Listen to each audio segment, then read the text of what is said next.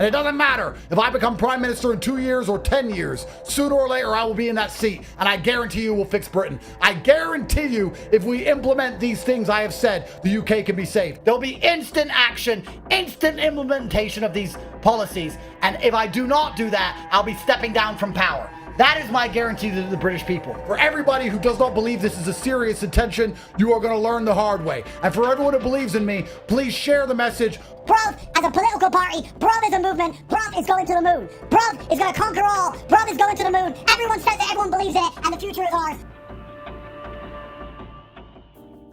Prime Minister Tate. It really just rolls off the tongue.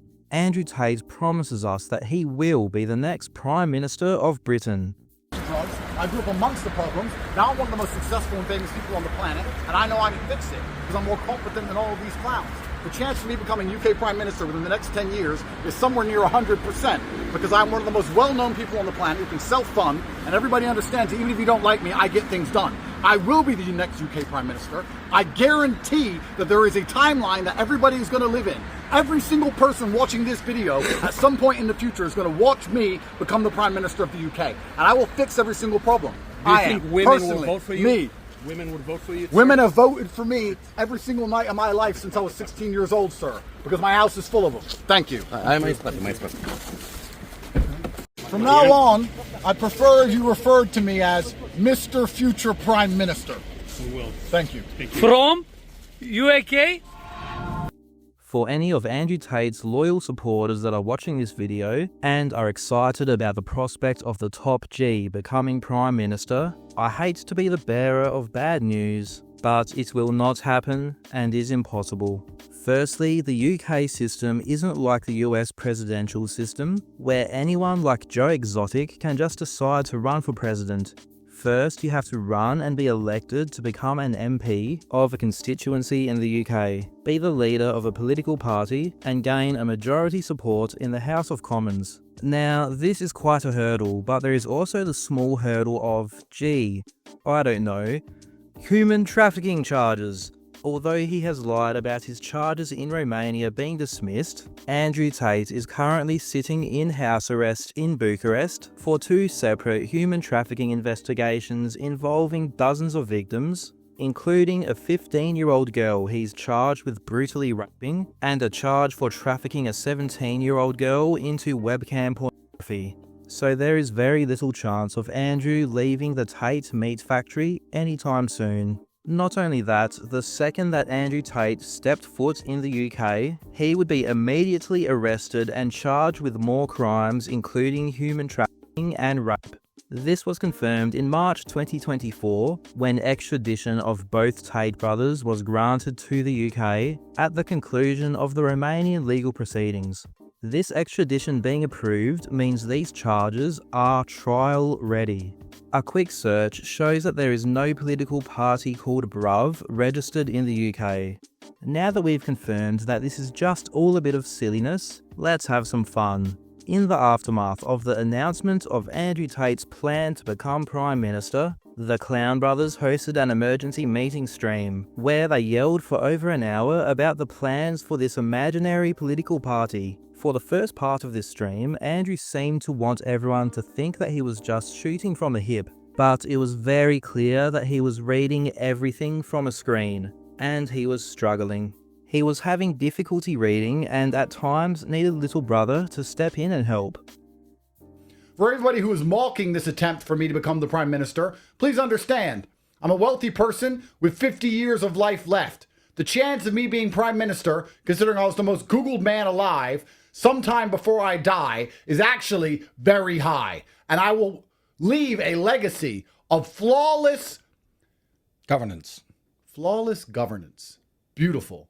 I will leave a legacy of flawless governance. The crime has gotten worse. The NHS has gotten worse. The economy has gotten worse. There's nothing you can name. Public image has gotten worse. The military's gotten worse. Education. The education system's gotten worse. The judiciary's gotten worse. There's not a single institution inside of the UK that is not worse than it was 10 years ago. Donald Trump is the man for the United States. He's the only man who publicly took endless heat, lawfare, and assassination attempts as America goes through a political resurgence, as they go through a brand new version of government led by competent nationalists. Andrew made it very clear that the man to solve the knife crime issues in the UK is this former drug dealer and pimp. And the top G has a very, very special plan for how he intends to solve this issue. And what's the punishment? A few years in jail? No. The punishment will be seen by every single Briton every single day. We will launch a brand new television channel. BBC Punishment, a 24/7 live broadcast of knife crime offenders serving solitary confinement. No redemption arcs, no second chances, just the cold, hard reality of a life wasted in a concrete cell. Imagine being a 15-year-old boy and carrying a knife, tempted to pick up a blade. You turn on the TV and see a man grow old and die alone. He was put in that cell 17 years ago because he murdered 2 people with a blade, and you are watching him sit alone in the corner of a concrete room. That is not cruelty, it is deterrence, and it will save lives. That's right, the entire population of the UK will be glued to their television sets, watching as a man sitting in solitary confinement stares at a wall for hours and takes a shit. All of this, with the staff working on this television show and the film equipment, will be funded by the UK taxpayer. Tristan chimed in and said that the UK public don't have to worry about them filling up their prisons, because this pretend billionaire living in a rundown meat factory is going to buy abandoned prisons all over Europe and fill them up with all the boys who've been naughty in the UK. And there are jails, by the way, in case anybody doesn't know this, the former Eastern Bloc countries, all the way from Lithuania, Latvia, and Estonia, down to Bulgaria, used to be very dangerous. They're now very safe. There are jails for sale. I looked them up today. $400,000, $800,000, $750,000. There are prisons for sale. Prisons that were built during the communist era. Prisons like the prison me and you sat in. Horrible, horrible prisons. I will personally, from my own money, purchase these buildings if we run out of space. The taxpayer has to pay zero to get these cretins off the streets.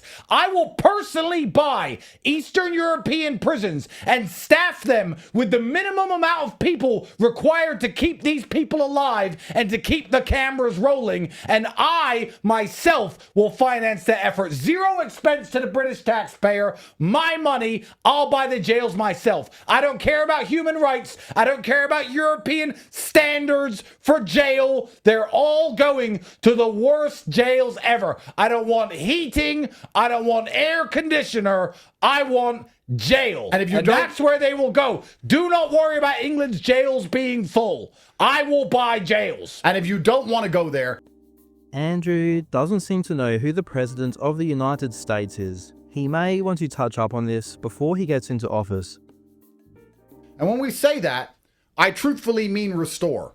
Because everything has degraded, as we've just discussed, and it's degraded at the hands of incompetent leadership. Yes, the UK is corrupt. However, I actually don't believe, institutionally, it is as corrupt as America was under Kamala. It is still very corrupt. The government is too large. Andrew says he plans to dismantle the BBC, and he has some interesting thoughts about his dealings with BBC reporters. The BBC is nothing more than a propaganda arm. It's disgusting. It's run by sexual predators. Every single member of the BBC I've talked to has been some form of sexual predator or cretin which is pushing Satanism. And I'm disappointed that currently I cannot think of anybody inside the UK who stands up to these clowns. Every time they're interviewed by the BBC, the level of respect they are afforded, I cannot possibly understand. And when they try and put you over hot coals, every single politician for any party in the UK as it stands pisses his pants. Well, I've dealt with the BBC before. Everyone's seen my track record. You all know it's flawless. You know I'll treat them as exactly what they deserve. Andrew Tate's flawless record of dealing with the BBC. Let's take a quick look at this for a moment. One that Tate and his supporters have long claimed as a massive W was this exchange with BBC reporter Lucy Williamson. And I'm not going to incriminate myself. Let me read you then what you have said about what you have done. Sure. You have said, my job was to meet a girl, go on a few dates, sleep with her, get her to fall in love with me to the point where she'd do anything I say, and then get her on webcam so we could become rich together. I don't think that's what I personally said. I think That's exactly what you said on your website. No, I've never said that. That's something that you found on the internet. Doesn't mean I've said it. In your words. And again, once again, if any female on the planet has a problem with me, I strongly recommend her to go to the police and try and pursue me for criminal charges. I'm actually such a nice person that I've never had BBC anyone has come at spoken me. to somebody. Andrew says they were just words that Lucy found on the internet. Yet, here is the archive of what Lucy was reading word for word from Tate's website when he was selling a course on how to become a sex trafficker called the Pimping Hose Degree. Andrew went on to say that he's such a nice guy that he's never had anyone come after him for sex crimes. When, during his time in the UK, he was under investigation because multiple women had reported to the police that Andrew raped them. And at the time of this interview, Andrew was literally charged with rape in Romania. Around the same time, a Romanian journalist for the BBC visited and interviewed Tate. In the documentary, the journalist, whose name I'll show on screen and not try to pronounce, was more calculated in exposing Andrew's lies. In the past, he's played up his role. I had 4 premises and I had 75 girls on the books. They weren't all working at once, but I had 75 girls who would do like 1 shift a week or 3 days a week or 7 days a week. 75 women worked for me at the peak of it all. So how many women worked for you? Don't know. Can't remember. You were saying 75 at some point? Yeah, that's a complete lie. I'm not making up the numbers. Sure. Everything I'm saying now is everything I've seen on your website at some point. It's difficult for me to say exactly how many women worked for me. I can't think of a number. There was a while when I was involved in managing some women. This is 10 years ago at the very beginning of it. And I made some money, but it's not the beginning of my empire. It's not why I'm successful, and it's not something I have anything to do with anymore. In the case file, the women say they were not allowed to leave the house on their own. How much freedom did the women that worked for you have? They didn't work for me. They worked for themselves, and I helped them with a few things. I had less control over them by helping them out than any normal boss of any normal job would have control. I just helped them find a cameraman. And the idea that I had control is absolutely insane. I had less control than the boss at McDonald's has over McDonald's employees. But Andrew, what you're saying is diminishing your whole webcam business to just being the person who found the cameraman for the Correct. women. I'm telling you, there was never a substantial webcam business that made £300,000 a month. So you lied about it. It was, I wouldn't say it was a lie. Certainly there's been a lot of exaggeration online. I'm certainly not the only one guilty of it. I think everybody on Instagram is exaggerating. Filters exist, rented cars exist. People exaggerate on the internet. I'm the only person who's being punished for it. This is the Andrew Tate playbook to own the BBC. Just lie like a 5-year-old. Lie, lie, lie. Make sure you lie loudly and confidently. That way, a bunch of 12-year-olds on the internet will think you actually did something impressive and give you money. During their emergency meeting stream, the boys went over their charter, outlining Tate's plans for his imaginary political party. You can see on screen that each plan for Bruv is accompanied by an AI image. Well, the images they show on screen during the stream are actually the fixed, amended AI images. Thankfully, when the website was first launched, it was brought to my attention that some of these AI images were a bit alarming. So let's have a look at the original images posted by some of Andrew's AI wizards on the website of his so-called political party. This image accompanied Tate's plans for the UK education system. Tate's government is going to teach our children entrepreneurial soip critical thinking. Lord help our children under Prime Minister Tate's education system. Andrew is also going to make sure our children learn responsibility. It appears that Andrew plans to make sure that we can vote on the block to be able to get by in Prime Minister Tate's healthcare system. It appears that we are going to have to learn a brand new language that Andrew invented, because I don't know what the fuck this is, but it is not English. This is a good time to remind everyone that people pay Andrew Tate $50 a month to learn how to get rich using AI content creation, and this is the work that supposedly one of his best men put forward on the website designed to promote his biggest current grift. As I was recording this video, Andrew appeared on the podcast of paid Russian propaganda clown Benny Johnson to do some more yelling about his fake campaign to become Britain's next Prime Minister.